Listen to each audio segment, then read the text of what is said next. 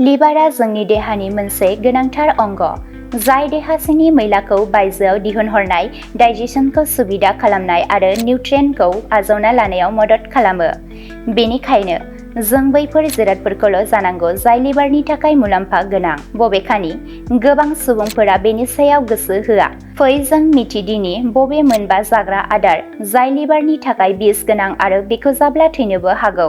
Burger, pizza आरो French फ्राइ बायदि जाग्रा आदाराव गोबां बिबांनि ट्रान्स फेट आरो सेचुरेटेड फेट थायो। बेफोर लिभाराव मेजेम जमा जानायखौ बांहोयो, जायजों नन-एलकहलिक फेटि लिभार बेराम जानायनि खैफोदआ बाङो। बार्गार, पिज्जा आरो फ्रेन्च फ्राइ बायदि जाग्रा आदारखौ जाबाय थायोब्ला लिभाराव बुनाया बांनो हागौ, जाय गोलाव समनि थाखाय गिथावना जानो हागौ। जौआ लिभारनि बयनिख्रुइबो देरसिन सुथुर।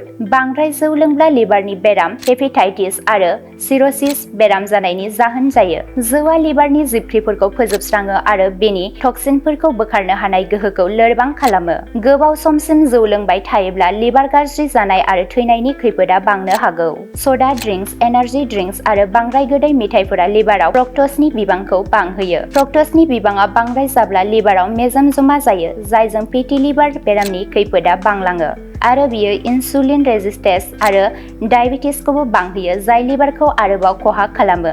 गोजा बेदर आरो आबुं फेट गोनां गाइखेर बेसादफोराव गोबां बिबांनि सेचुरेटेड फेट थायो, जाय लिभाराव बुनाय आरो मेजेम जमा जानायखौ बांहोयो। बे जाग्रा आदारखौ बांद्राय जाब्ला कलेस्ट्रलनि थाखोआ बाङो, जायजों लिभारनि सायाव बांद्राय नारसिननाय जायो। बेफोरखौ नेमबादियै जाबाय थायोब्ला लिभारा लोरबां जानो हागौ।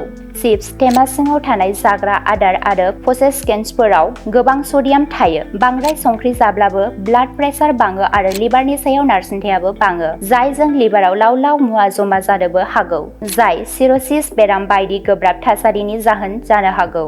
आंगो खोनासंगिरिफोर, बे खौरांखौ खालि सांग्रांथि लाबोनायनि थाखायल' फोरमायनाय जादों। गावनि सावस्रिजों सोमोन्दो थानाय जायखिजाया बाथ्राखौ बोजबना लानायनि सिगां डक्टरनि सुबुरुनखौ ला। এটা ভাল ঘোষণা।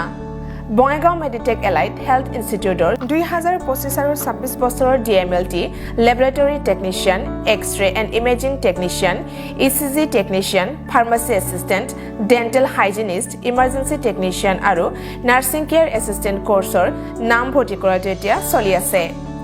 নামভৰ্তি কৰাৰ বিষয়ৰ বাবে জানিবলৈ ব্যক্তিসকলে 9395558676 নম্বৰত যোগাযোগ কৰিব পাৰিব।